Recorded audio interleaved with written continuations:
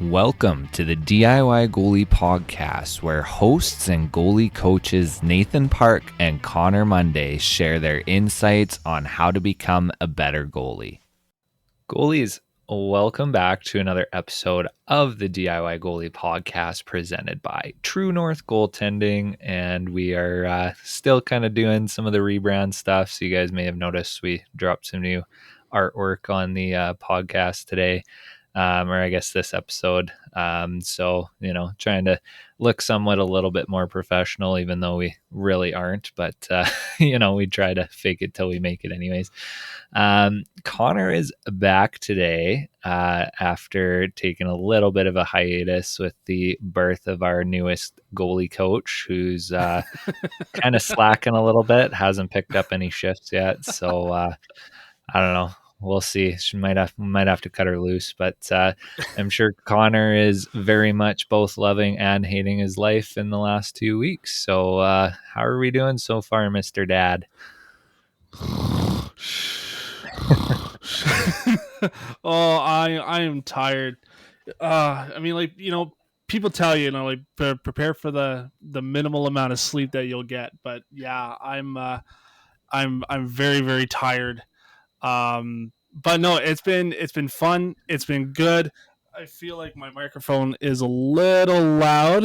I'm not entirely sure. Just a little bit, but that's okay. Just a little that's bit. That's what post-production's for. Yeah, exactly. Well, yeah, I've turned it down on my end here, so hopefully we're a little bit better. Yeah, I mean, it's been a roller coaster to say the least. A little bit of a complication at birth, but all in all, Emerson is here. She's happy. She's healthy. She's currently sleeping as I'm watching her on the baby monitor. But yeah, no, I'm glad to be back, ready to get back into it here. I guess this week, as this episode goes out, will be day 2 in our week-long goalie camp with True North Goaltending. So that'll be fun if it already hasn't been already. I know. Check back with me in a few days. Yeah, no, beyond that, we're all good on our front over here. It's been like I said, it's been a roller coaster. It's been a learning curve. Thank you to everybody who have reached out on social media, on our pages, saying congratulations. It really means a lot. And yeah, just happy to be back. Perfect. Well, we can get back to chirping the heck out of Connor and making him feel bad. So that's what I'm looking forward to this episode.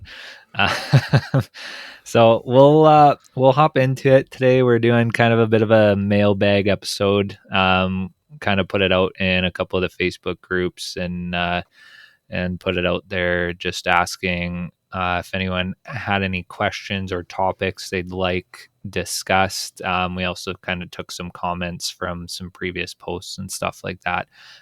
So we're just going to kind of go through a couple of comments that were thrown our way, and we'll see how long each one takes. This might end up being another 2-parter like our last one that we thought was going to be 1 part and was 2, but stay tuned. I'm sure if you guys see the title called Part 1, then you'll know exactly the spoiler alert was there already. So yeah, I guess we'll hop right into it. So the first one is a little long because this was an email from Brad, who loves it when we tell each other how much we hate each other. So, and he included that in the email, but I'm so happy Brad's back. We miss you, Brad. Yeah. And I did take as much of the filler that I could that still made sense. So it is going to be a little bit long, and there's a couple points that we'll go over. But there's mostly just one kind of general broad point. But he had said, what do you think the best framework is for a goalie's development plan over a calendar year? So off season, tryout prep, in season, spring, etc. So for example, for a soon to be 12-year-old goalie playing U13 AAA next year, here's what we're thinking. His team is going to supply 1 hour of goalie specific training every other week. I will video his games from behind the net and edit it down to 5-ish minutes. We will watch the videos together and try to analyze it, but we'd also like to have a goalie coach do video review. Shameless plug, we do that. If you guys are looking for that, reach out. And then use the video to help plan a session with him on the weeks he doesn't have the goalie specific training through the team. We also spend an hour on the ice together. We come up with a plan together. We share the ice with a group of players. We get blue line in and they get the rest, which helps keep the costs down. Off season, I think it's good to take at least a month where there's no hockey at all. He plays baseball. I think multi-sport is beneficial. Strength, mobility, endurance training, camps. So that was kind of just like a list of off-season stuff. We're super on the fence about spring hockey, especially for goalies. I think the time and money might be better spent by just doing goalie specific training than playing on a spring team. But he seems to have a lot of fun playing spring hockey, so I'm torn on this one. He's not doing any mental performance or cognitive training right now, but I know he probably should be. So before I hop this over to you, yes, he should be. So, but do you have initial thoughts on that, or do you want me to kind of dissect it a little bit? I know there is a lot in there, but there general definitely was a framework. lot. Yeah, Yeah. there definitely was a lot in there. I guess. So first off, let's tackle like Okay. kind of a general year, like a general framework, I guess.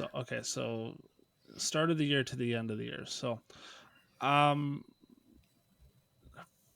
yeah, I would say definitely the off ice portion of it incredibly beneficial. Um, keeping up with your fitness regime, whatever that may look like. Um, and then when it comes to on ice, um, eh, I mentioned it in previous podcast episodes before, where I would, with the junior teams that I would work with, I would spend the first monthish or so um, focusing on just simple um, simple habits, for lack of a better term: skating, tracking, stick work. Not going into too complicated or too um, for lack of a better term, yeah, complicated, Advanced things. advanced, yeah, thank you, to advanced stuff. Again, like taking the month off doing other sports, great. um Depending when I guess you get back on to the ice, um because like as a goalie, like you're feeling out the team, you're feeling out just kind of what's what. And then just it never ever hurts to go back to basics and do that for at least the first month. Moving into about middle of the year, at that point you should already be set in some kind of routine. um, I would say I would be focusing, the way that I did it when I was coaching would be, just we would be tackling more so at that point just kind of weaknesses, strengths. And then I personally took it a step further. It's like we're preparing for the next team that we're playing, whether that was a team that was from British Columbia or a team that was just up the road. Kind of spent that little bit of time as well. It's like, here's what we know about this team when we played them before, so here are these drills that we're going to do to kind of counteract that so we can be better prepared for that. Towards the end of the year, again, everything just kind of packs up together at that point. At that point, you're not reinventing the wheel or anything at the end of the year. You're just kind of um, bringing everything together, going back to basics a little bit, and preparing for playoffs if your team is in playoffs, or provincials or nationals or whatever looks beyond playoffs. And then, yeah, end of the year, take a month off. Do whatever, advance into other things. Um, yeah, the spring hockey side of things, I've coached in it. I know people that have been in it, and I know people that like it. And I know some people that don't like it. I think for you, it's it's a beneficial time to get away from hockey, go and play different sports. So, I always played baseball when I was done playing throughout the year. Hand-eye coordination still sucks for some reason, but it. I guess at that point in time, it depends on what is your kid want to do at that point in time, right? Yeah, those dollars probably would be better spent to private goalie coaching, but even then, there can be too much of that at that point. It doesn't hurt to just take a month or a month and a half or whatever that may look like. At that point in time, kids are still in school, so they can be focusing on their schoolwork at that point. Um, go into other sports, or just take some time away from physical activity in general for a couple weeks, and then gradually get back into it. Um, I'm a little on the fence about the cognitive side of things. I guess U13, because they'd be what, 11, 12, probably not a bad idea to start introducing that. I don't think I would personally get more into it until they're about 15ish or so. Just me personally, with the very limited knowledge that I have about it. Um, but yeah, I don't. It sounds to me that Brad's got a pretty good handle on um, just kind of what their year looks like as a whole. It's as adults in general, we talk about like a work life balance, right? It's the same deal with kids. There's got to be that sport life balance at the same time. If you overload your kids in sports or in hockey, then they're going to be burnt out a little bit quicker. Jamie Phillips, if I recall correctly, that conversation, he talked about that a little bit, kind of getting pushed too hard, and we've seen hockey families kind of go on about that, or just they push their kids to the brink that they eventually hate the sport and by extension hate their parents. But yeah, like spending like taking a couple weeks, 3 4 weeks prior to the start of the season, being on ice, just getting a little bit of conditioning in, and then once you get back on the ice more consistently, then that would be the time that I would start to um, deep dive a little bit more into just kind of the straight basics of things before running full speed. It's been a few weeks since I've been able to say this, but you're wrong. And and At which no, point, Nathan? I'm getting there. I disagree on the cognitive side of things. I think as early as you can get some of it going, especially like the visual stuff as well, like even just something simple like concentration grids, or some sort of like, multi-object work, with whether it's like multiple ball work or, something like that. Just because I think with how skilled the game is getting, I think there's no kind of better time than now, I guess, to start kind of training stuff like that, especially as goalies, since it's so important being able to see things, being able to process things in front of us. That was the only thing that I personally disagree on. But other than that, no, I think overall you kind of hit the nail on the head. Just on the spring hockey side of things, I do think there would be benefits to doing something more along the lines of like the 3-on-3, as opposed to full on spring. And I don't know. The biggest problem I have with spring hockey nowadays is like it's like spring and summer hockey. Like when we were playing, spring hockey was like a couple weeks at the end of March and maybe all of April, and then maybe creep into May a little bit, but you basically had June, July fully off and most of May. Now it's like these kids are playing until like early mid July for spring teams, and I get it. Like it's a cash grab. Like it's a good moneymaker for these programs.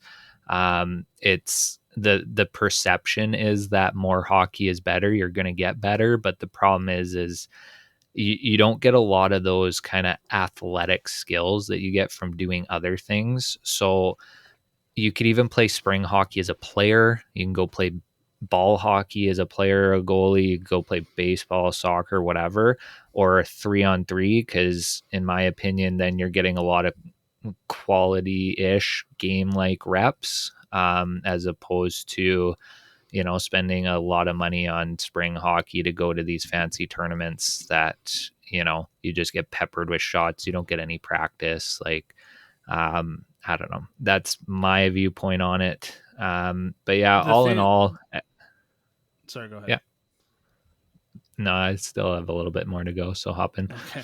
No, I mean, I think you're kind of already going that way. It's just like the thing with spring hockey, it's just it's portrayed as this a second winter season. Like you were saying, you play more hockey, you get better. Not always the case. No scouts or no high profile people in hockey, for lack of a better term, aside from the people that are running these programs, are going to say that, yeah, come play. Yeah, if you stay with me, I'm going to sign you. When I go to the WHL, you're going to come with me or whatever, right? It's just it's extra hockey that's there. It's not meant for development. It's just it's just an ability to play the game a little bit longer than you normally would throughout the winter season. There's no, I would say, and I'm gonna maybe have a target on my back after this. There is no real benefit to playing spring hockey other than just for the sake of playing spring hockey in spring. Yeah.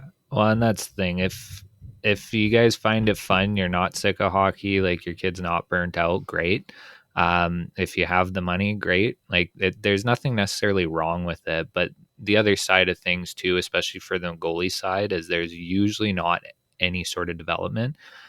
You might get a program that offers like 2 goalie sessions over the course of the spring, but there's really not even any practice time, which might not necessarily be a bad thing for goalies, just because a lot of practices aren't run very well for goalies. But even still, it's one of those. I think there is better time and money spent, but it's not necessarily a bad thing. Like, don't hear what we're not saying, I guess. But just think about it.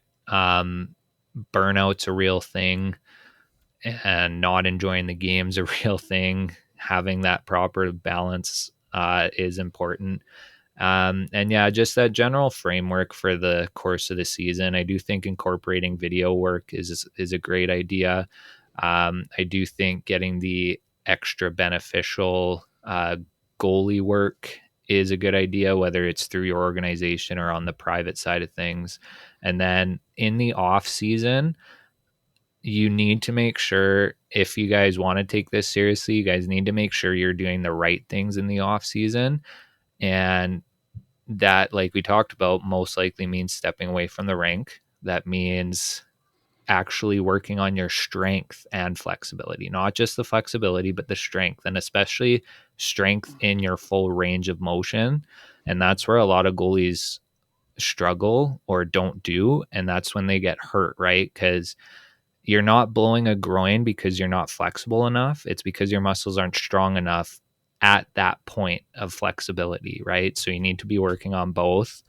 The visual and cognitive stuff, I think, is important, but also just doing the stuff to take care of you, right? Like the eating properly, the hydrating properly, sleeping properly, all of that stuff. Like summer vacation for kids is, you know, both of us were there. I'm pretty sure I can speak for you, but staying up till 2 a.m. playing Call of Duty or NHL 25 or 26 now or whatever, and then sleeping the next day until 12, and then like getting up and eating 3 bowls of cereal as your meals throughout the day until your parents get home or whatever, right? Like that's, you know if you're trying to take it seriously, make sure you're taking care of yourself. That's a big thing for kind of the off season stuff. Multi-sport's huge.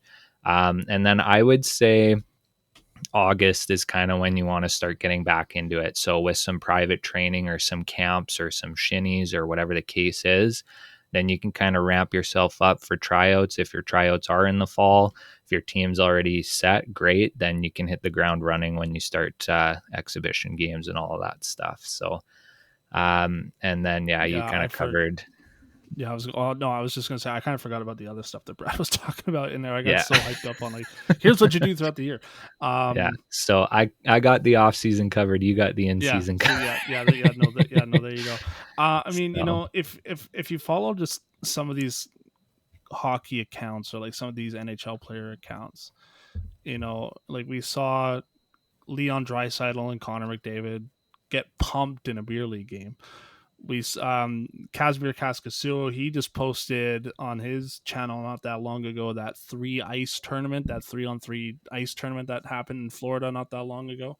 Um, so like, bits and pieces, like that of being on the ice over the course of the off season is never really a bad thing, just as long as you're not on the ice, for lack of a better term, 24/7 throughout the off season. And then yeah, Nathan's right as well. August is really when things got to start amping up again, because September's 3 weeks away at this point. Yeah, 3 weeks away.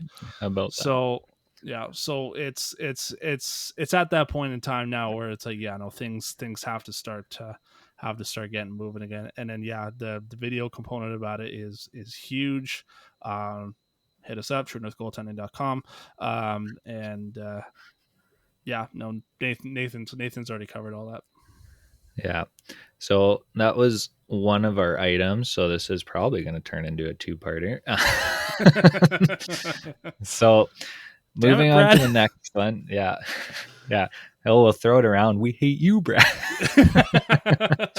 Just kidding. No, we love you, Brad. So the next one comes from YouTube from Mr. Gammon 3YT. And it's crazy that's taken us till episode 70 to shout him out, because he's probably the one guy keeping the algorithm going for us with the comments that he makes. So shout out to you for that. I will apologize. Sometimes I kind of don't know how to answer some of the stuff you throw our way, or you talk about WHL goalies that I just don't, unfortunately, right now have the time to watch. But the one that I want to touch on is he was bringing up the thought of having extra goalies at practice from affiliate teams. And the thought process behind that is to alleviate the stress, I guess, on the goalies in practice. If there's 3 or 4 of them, there's time to take breaks. They're not getting peppered with the, you know, general flow drills that are shot, shot, shot, shot, shot. And also for kind of the experience for the affiliates coming up to practice with the team above them, as well as a chance for the coaches from the team above to kind of see what the affiliate goalies look like. And I know he had mentioned that this was something that Brian DeCord talks lots about, and I do need to read more of his stuff because I know he's got a lot of good stuff. But yeah, I do definitely see the benefit for it. I do also see how that could turn into a logistical nightmare sometimes, depending on situations of organizations and all that stuff. I do think it's probably something you don't want to do all the time for every practice, especially if you have a more systems focused practice where the goalies are not really doing much to begin with. But I do think that there is benefit to having a little bit of extra competition. Like having that kind of push. Like, I think a lot of times we forget when we are set on our team and kind of in our team's own little world that there are people out there that are pushing for our spot for next season and seasons beyond. So I think it's good to have that little reminder that there is competition there. And then I do think, for depending on the practice structure, there is a bit of benefit to having some downtime, especially if it is a flow drill heavy practice. And also, if you do have somebody who is somewhat knowledgeable in goaltending, having that third or fourth goalie where you have a break outside of the net can allow that person to come up to you and actually give you feedback in the middle of practice. So I do think that there is benefits to that. I do think it's good to experience a level up for a little bit. And, if you were to do that occasionally, I think that'd be kind of the happy medium where it's not every practice, but, every now and then. And I do think it's good from an organization standpoint too, to kind of try and get that exposure throughout your entire organization, to see the higher levels and to have coaches kind of get a sense of where their potential affiliates are, because that happens all the time where a goalie in tier 2 gets hurt, so the tier 3 goalie moves up, and now the tier 4 goalie is moving up to tier 3 to help, right? Because tier 2 and 3 only have one goalie, but tier 4 has two or something like that. So that happens all the time. I've affiliated up a few times in my minor hockey career, so um, I do think there's benefits to it, and probably something that organizations should look more into if they're looking to have a holistic goalie development program and try and actually build their goalie skill kind of throughout their whole organization. Yeah. Um yeah, I get where they're coming from on that. Um I know that there are some goalies that aren't a fan of that. Like, Yeah, when I coached juniors, we would bring in goalies every once in a while, like for potential to be on the team or just as an option, um, or just as an affiliate rather. And there was definitely some turmoil that happened with that. Um, yeah, there just like to there interject quick though, that is where communication comes into play too, right? Yes, and the coach that I worked with at that point in time, just there was none. Yeah. Well, and I also And, think too, if this is like an organizational thing, then it just kind of is the norm and it doesn't really yeah, rustle as many feathers. But sorry, yeah, continue. exact. No, no, fair enough. Thank you. Um, yeah, no. There's definitely a benefit to it. I know that there is also potential for some goalies not to like that. Yeah. Um, from a coach's standpoint, um, I love and I hate it. I loved it, especially when I did get time with the goalies because I could just send the affiliate down the other end. I didn't really have to worry about them a whole lot because I'm not going to be seeing them so often. It allowed me an opportunity to at least have a look and say, yeah, it's potential for next season or potential for now. Um, but yeah, otherwise, like yeah, like if I had the chance to run with the goalies out of one end, it's like yeah, affiliate guy, you're going down the other end. See you later, basically, because I have a job to do with the other two guys that I'm seeing consistently throughout the season. Um, but yeah, like there's especially from a minor hockey standpoint, yeah, there's definitely some logistics that come with that. I can't imagine that there's too many hurdles that you have to jump through with that. But Oh, it'd be mostly scheduling. oh yeah, That'd be the big definitely. thing. Yeah. Yeah, exactly. But yeah, no, like, no, there's definitely some legitimacy to that, and I think something that maybe more organizations should be looking into. But I mean, goaltending obviously being an underrated position, nobody really thinks about that. About 10 minutes of practice time. Yeah. I would say if you're doing two practices a week, say, so we'll just round up nicely and say 8 practices a month, I would say you could maybe do that twice, maybe once to twice in the month, I think would maybe be a good thing. Yeah, Um, and having that good balance, I think would be good, without obviously running over or taking over the practice from the other goalies. Um, do you want to read the next one? Do you have the list, or do you want me to just keep going? did you send me it? I don't know if you sent me it. Okay, I You think I might have. emailed it to you, but that's okay. I'll just You keep might going. have. I have it here. Um, so this one's from an anonymous member on Facebook. When is private one-on-one training advisable?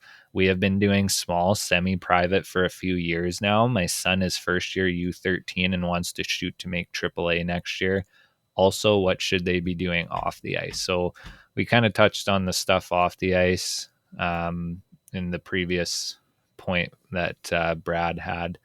But what are your thoughts on when you think private one-on-ones are good as opposed to like semi-privates and so on and so forth. Um, I mean, selfishly, sign with us, and we'll get you in once a week.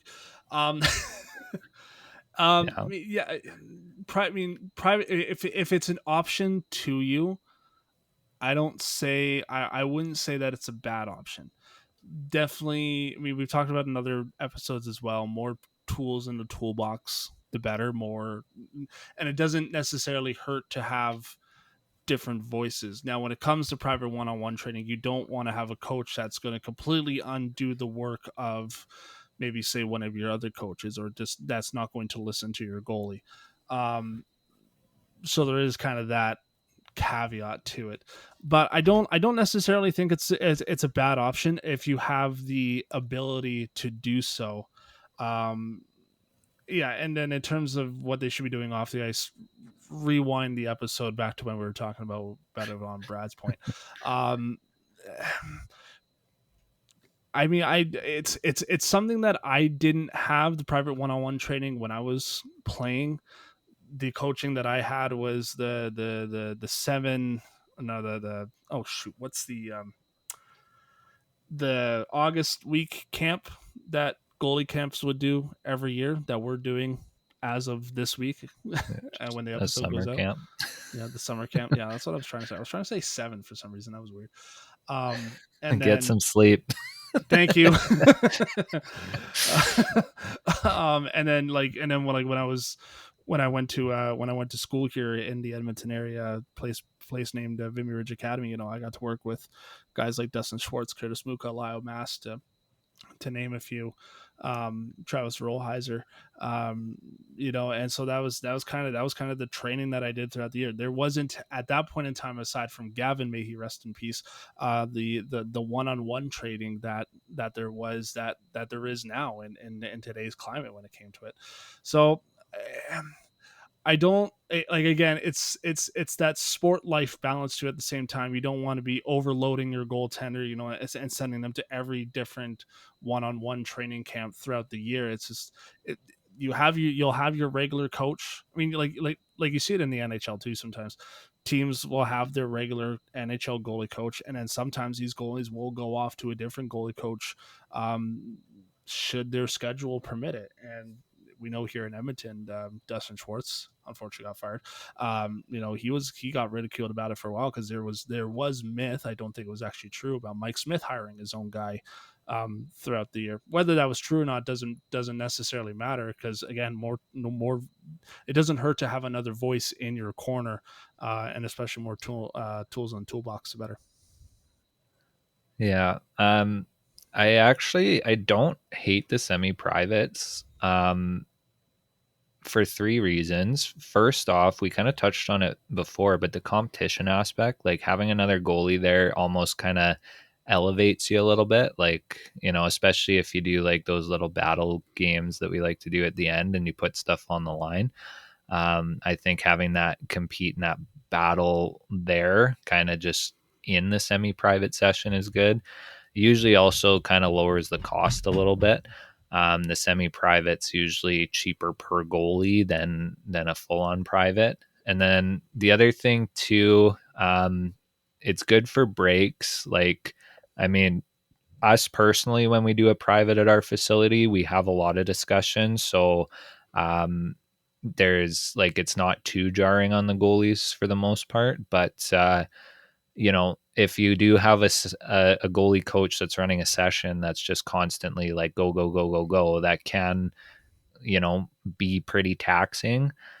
And then the other thing too is I think the most beneficial part of a semi private is being able to watch somebody else go through the same thing that you're doing.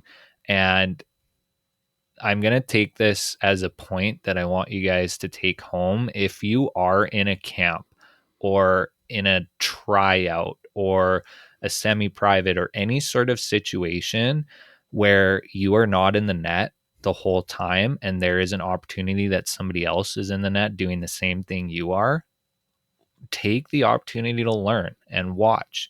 And I think every goalie coach out there can stand behind this, but it's so frustrating to us to say the same thing to three different goalies in a in a three goalie session because they weren't listening or weren't really paying attention when you were talking to the other goalie, right? Use the feedback for the other goalies to make mental notes, but also watch what the other goalie is doing and say, oh, they're doing that really well, that's working for them, maybe I can try that. Or, oh, they made a mistake here and I don't want to make that same mistake. And you can also see it too, like we talk about watching hockey and that situational awareness and stuff like that. These are situations that will help with that too. If you can be an outsider with a different perspective watching somebody else do it, it's almost just as beneficial as when you're in there doing it and getting feedback. So use that properly and actually take that seriously. Like, don't just like, yes, you can grab a water break and kind of relax a little bit, but you still want to have your brain engaged, especially since ice time and goalie development is so limited. Take advantage of it. You can still learn when you're not in the net. Yeah. But that being said, I kind of sorry, I kind of missed yeah, out on the semi-private part. Again, I get so hyper focused on one thing. well, um and but that's good because I was just going to kind of circle back because their initial question was, when is private one-on-one training advisable? yeah.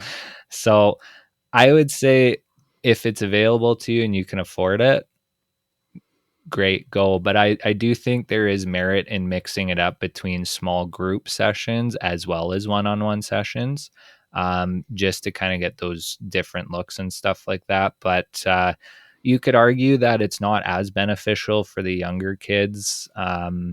You're probably, you know, once you hit U13 is when I think it would start to like really make a big difference to start having the one-on-one training. But again, it depends on where you're at. Like you could argue with the elite level streams or whatever that you could do that earlier. But I think as long as you're getting some goalie development, regardless of how it comes, it's not a bad thing. And I do think if it's available to you, mixing the one-on-one with the semi-privates is also a good thing too. Yeah. I got nothing else on that. All right. So next point from Hockey Mama 246 Love the would username, by the way. yeah, I think that was an anonymous on Facebook too, but I think now you can like make a little name or whatever. But Okay. anyways, they said would love to know tips and tricks goalies can use to stay engaged when play is largely out of their zone. Can I jump in on this one? Because I Go got a for it. couple. Um Go for it. there was an Ingle radio podcast episode a while ago featuring, I think it was Corey Schroeder from PWHL New York Sirens. And she was saying that when the play was out of their zone, she would quote unquote commentate the game or kind of commentate what was happening down the other end, which I thought was kind of really cool. Because she was keeping herself engaged. She was eh, in a sense kind of analyzing and kind of talking about what's happening in the other end of the ice. Um, I would also say with that, if you don't want to commentate or be the crazy person talking to yourself throughout the game, um, it doesn't hurt, or just kind of try and for lack of a better term, pro read the game is how I'm going to call it. Try to anticipate where's X1, where's X2, where's X3, where do you think that pass is going to go? How is your team setting up in the offensive zone? How are they setting up in the defensive zone? Being able to understand and kind of learn systems that way from the basically the best seat in the house doesn't isn't necessarily a bad thing. The more you can flex your hockey IQ, if you will, the better. Which I would say is the biggest thing. So for me, I would say commentate the game, be a play by play broadcaster, or if you don't want to do that, begin to or start to learn and understand just kind of how teams are, or how the players are setting up when it comes to being in the offensive zone. Because we as goalies, when the play is in our zone, we're focused on one thing, and it's that little black rubber thing that's on the ice. But when you pay attention to it at the other end of the ice, take that opportunity to find, okay, where's the high guy, who are the threats to that goalie in the zone. Where's the bumper. What are they setting up? Is it box plus one, or is the defense setting up the diamond plus one, or whatever, right? The umbrella, or whatever systems there are. Being able to, again, understand and flex the hockey IQ, I don't think is necessarily a bad thing. Yeah. That's yeah, I think being able to, I don't know, like take a bit of a break a little bit. Like if you are, like when the puck's in your zone, we're obviously like constantly focused on the puck. We're, scanning for threats all the time. As goalies, if we're talking about a 60-minute game, you're technically on the ice and supposed to be focused for the entire 60 minutes. And then there's also like whistles and face-offs and stuff like that. So there is, I think, some merit in taking that time to almost kind of reset yourself a little bit. Like it's a mentally taxing position. And this kind of comes from a conversation that I had with one of our goalies who is kind of using us for mentorship for this upcoming season. Again, shameless plug, you can do it yourself too if you want to head to truenorthgoaltending.com. But he was talking to me because he goes and sees Brad Wall, who we had on one of the very first episodes, like maybe like episode 4 or something way back at the start. And he was talking about some during the game stuff that they've been working on together, because he wanted to really improve his mental game this year. And one of the things that they kind of came up with was like in terms of focus, like when the puck's in the other end, 50% focus.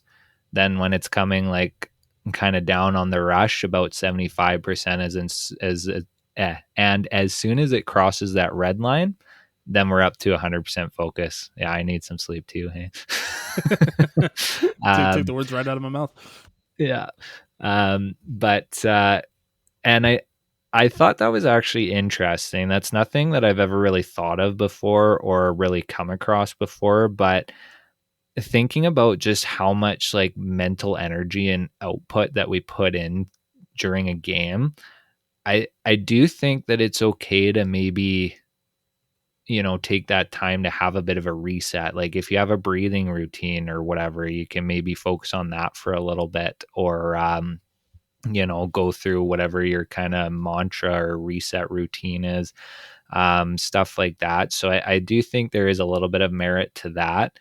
But we also have to make sure, I think, to have some sort of trigger to be able to get back into proper mode. So if like we're not going to lie and say that all of us are 100% focused for 100% of the game. Like that's obviously not true.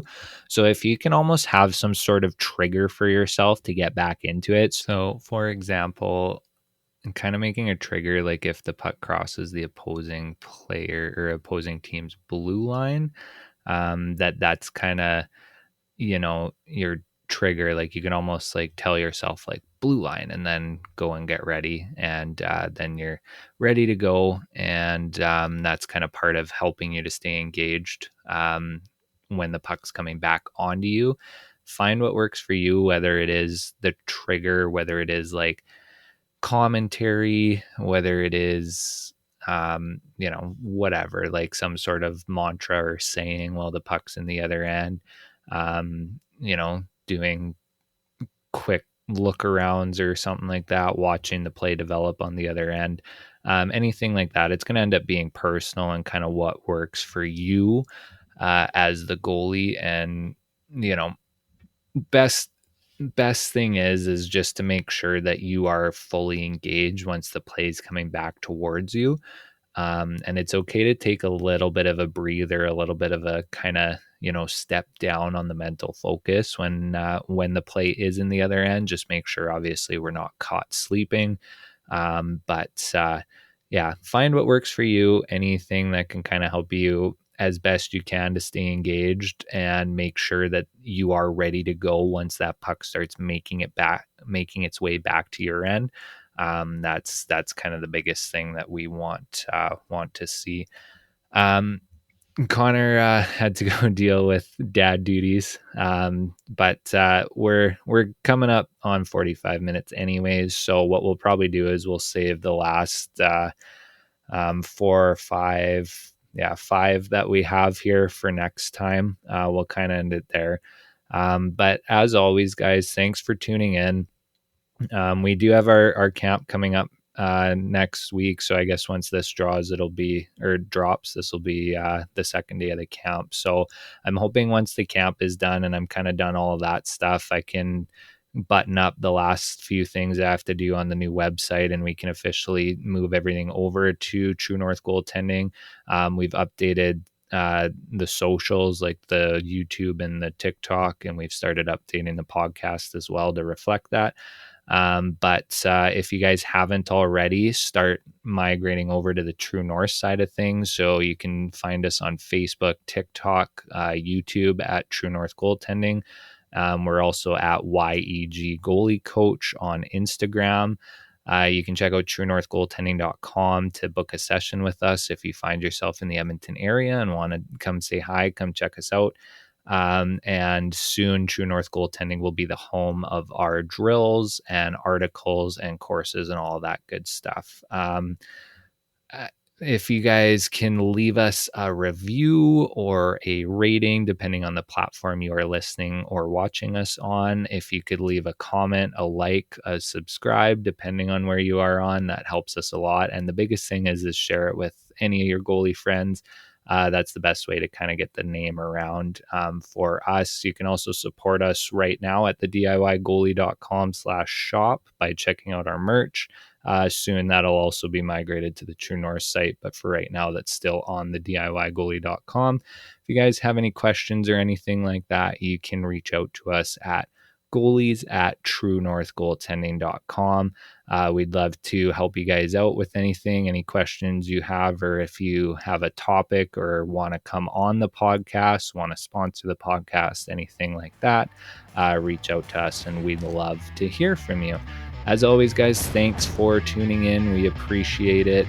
If you've made it this far on episode 70, you guys take care, make some saves, goalies.